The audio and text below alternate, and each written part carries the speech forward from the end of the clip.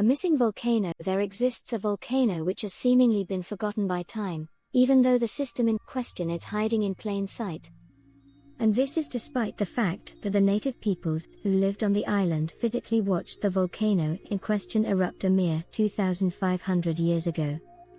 Despite this fact, none of the current publicly available volcano databases list this volcano as having erupted in either the Holocene epoch, aka since the year 9700 BCE, let alone since the Pleistocene epoch began 2.58 million years ago. And yet, the oral stories and legends regarding the volcano in question have not been ignored. The information is out there, just I had to perform a lot of digging to find any relevant scientific papers. What I am referring to is an unnamed system which I will call Danau Weibelin, simply utilizing the name of the prominent lake the system contains. This lake can be found in the tropics of Indonesia on the island of Flores, Danau Weibelin, where it is 80 kilometers east-northeast of that island's most populous city, Maumere. I fell down the rabbit hole of this seemingly unlabeled volcanic complex while marking the list of volcanoes that had erupted during the Holocene epoch on the island of Flores. I did this during my video discussing the recent destructive eruption of the Luotobai volcano. While looking around this nearly 15,000 square kilometer island, marking large central volcanic edifices which existed, I spotted this large circular lake which just stood out to me due to my expertise with finding volcanic features. Zooming in, I soon confirmed that this feature was no ordinary reservoir or human-created water catchment lake.